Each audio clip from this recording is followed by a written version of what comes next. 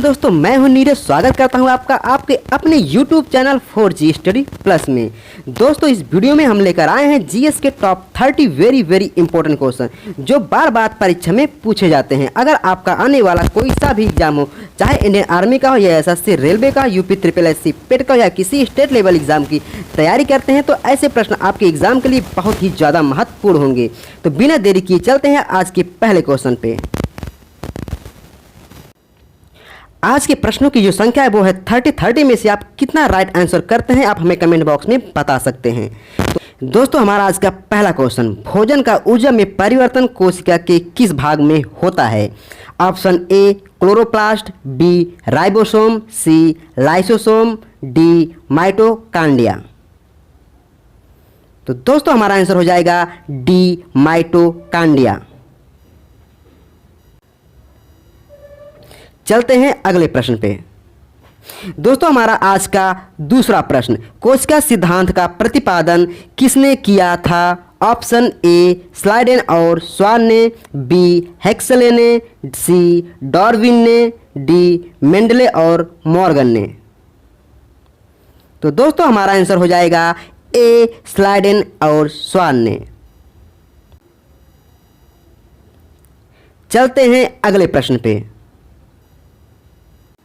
हमारा आज का अगला प्रश्न, स्टार्च को माल्टोज में परिवर्तन करने वाला एंजाइम है? Option A diastase, B zymase, C maltose, D इन्वेंटेज।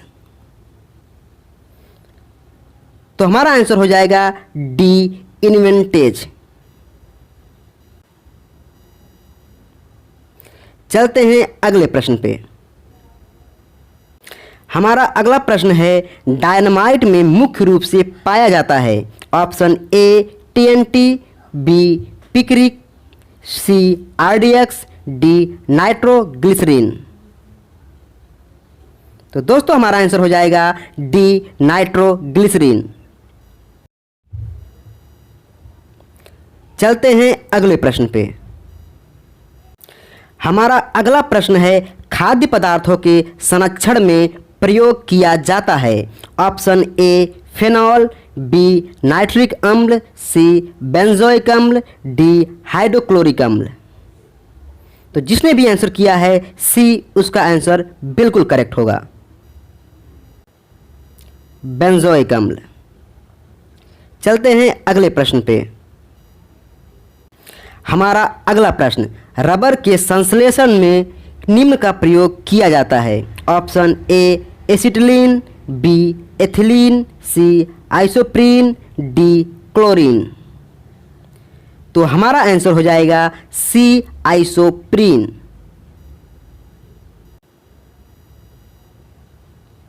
चलते हैं अगले प्रश्न पे। हमारा अगला प्रश्न है, सोने के आभूषण बनाते समय इसमें मिलाया जाता है?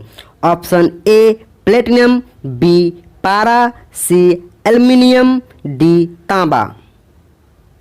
तो दोस्तों, जिसने भी आंसर दिया है डी, उसका आंसर बिल्कुल करेक्ट होगा,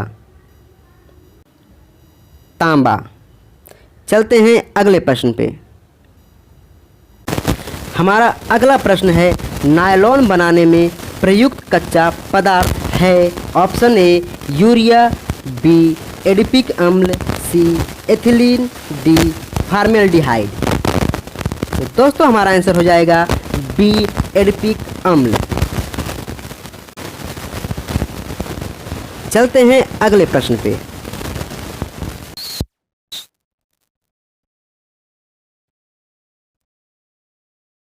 रासायनिक अपरिवर्तन, बी भौतिक परिवर्तन, सी दोनों सही, डी सभी असत्य। तो हमारा आंसर हो जाएगा ए रासायनिक परिवर्तन। चलते हैं अगले प्रश्न पे। हमारा आज का अगला प्रश्न, कार्नेलाइट निम्न में से किसका अयस्क है? ऑप्शन ए पारा, B silver, C magnesium, D जस्ता। तो जिसने भी आंसर किया है सी, उसका आंसर बिल्कुल करेक्ट होगा, मैग्नीशियम। चलते हैं अगले प्रश्न पे। हमारा अगला प्रश्न, वेल्डिंग में किन गैसों का प्रयोग किया जाता है? ऑप्शन ए नाइट्रोजन और ऑक्सीजन, बी एथिलीन और ऑक्सीजन, सी एथिलीन और एसिटिलीन, डी एसिटिलीन और ऑक्सीजन।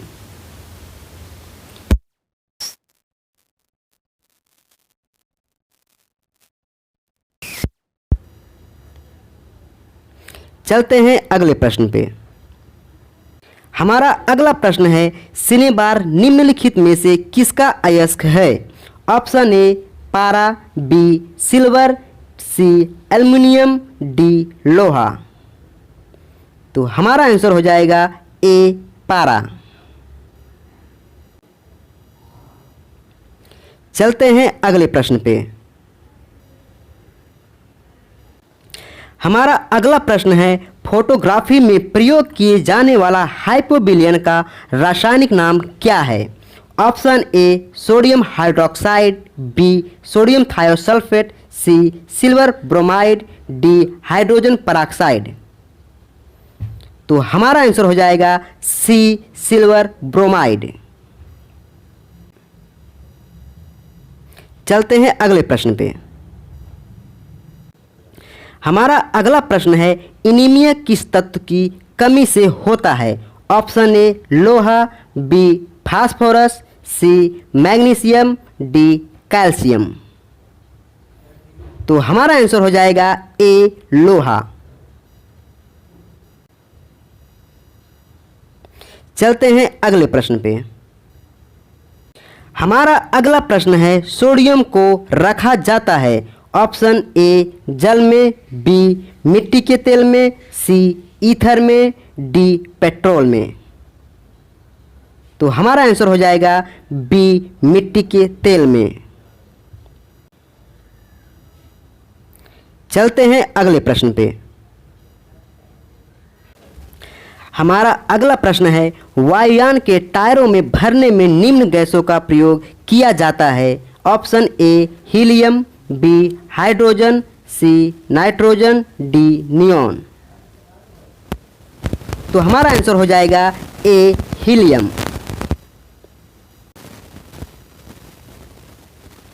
चलते हैं अगले प्रश्न पे। हमारा अगला प्रश्न है, दाब बढ़ने पर जल का क्वथनांक? ऑप्शन ए बढ़ता है, बी घटता है, सी पहले बढ़ता है फिर घटता है, डी अपवर्तित रहता है। तो हमारा आंसर हो जाएगा ए बढ़ता है। दाब बढ़ने पर जल का क्वथनांक बढ़ता है। चलते हैं अगले प्रश्न पे। हमारा अगला प्रश्न है, जल का घनत्व अधिकतम होता है? ऑप्शन ए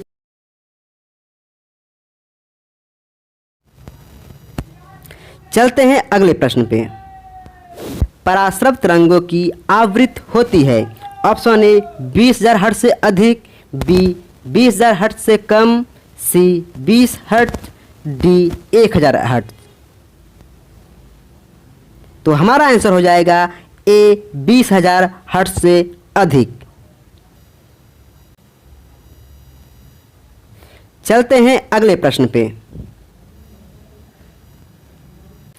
हमारा अगला प्रश्न है, किसी ध्वनि स्रोत की आवृत्ति में होने वाले उतार चढ़ाव को कहते हैं? ए रमन प्रभाव, बी डॉपलर प्रभाव, सी प्रकाश विद्युत प्रभाव, डी इनमें से कोई नहीं। तो हमारा आंसर हो जाएगा बी डॉपलर प्रभाव। चलते हैं अगले प्रश्न पे। हमारा अगला प्रश्न है, भू स्थिर उपग्रह का आवर्तकाल होता है? ऑप्शन ए 28 घंटे, बी 12 घंटे, सी 24 घंटे, डी 6 घंटे। तो जिसने भी आंसर किया है 24 आवर्स, उसका आंसर बिल्कुल करेक्ट है। तो हमारा आंसर हो जाएगा सी 24 घंटे। चलते हैं अगले प्रश्न पे। हमारा अगला प्रश्न है, अधिकतम परास प्राप्त करने के लिए किसी पिंड को किस कोण पर प्रक्षेपित करना होगा? Option A 90 degree, B 60 degree, C 45 degree, D 30 degree. तो हमारा आंसर हो जाएगा सी 45 डिग्री। चलते हैं अगले प्रश्न पे। हमारा अगला प्रश्न है, प्रोटीन बनाने के लिए कितने अमीनो अम्ल की आवश्यकता होती है? ए 22, बी 20, सी 28, डी 16। तो जिसने भी आंसर किया है बी 20, उसका आंसर बिल्कुल करेक्ट होगा। तो हमारा आंसर हो जाएगा बी 20। चलते हैं अगले प्रश्न पे। हमारा अगला प्रश्न है, निम्न में से कौन सा विटामिन जल में विलेय है? ऑप्शन ए और बी, बी और सी और डी, डी और के। तो हमारा आंसर हो जाएगा बी और सी विटामिन जल में विलेय होते हैं। चलते हैं अगले प्रश्न पे। हमारा अगला प्रश्न है, मनुष्य के शरीर में सबसे अधिक तत्व कौन पाया जाता है? Option A carbon, B nitrogen, C oxygen, D hydrogen. तो हमारा आंसर हो जाएगा सी ऑक्सीजन। चलते हैं अगले प्रश्न पे। हमारा अगला प्रश्न है, लाल रक्त कणिकाओं का जीवन काल कितना होता है? ऑप्शन ए 95 दिन, बी 105 दिन, सी 130 दिन, डी 120 दिन। तो हमारा आंसर हो जाएगा डी 120 दिन। चलते हैं अगले प्रश्न पे। हमारा अगला प्रश्न है, स्टेथोस्कोप का आविष्कार किसने किया था? Option A Pasteur, B Edward Jenner, C Linnaeus, D Albert Sabin. तो हमारा आंसर हो जाएगा सी लाइनी ने। चलते हैं अगले प्रश्न पे। हमारा अगला प्रश्न है, निम्न में से कौन विद्युत चुंबकीय तरंगे नहीं है? ऑप्शन ए गामा किरणें, बी एक्स किरणें, सी रेडियो तरंगे, डी कैथोड किरणें। तो हमारा आंसर हो जाएगा डी कैथोड किरणें।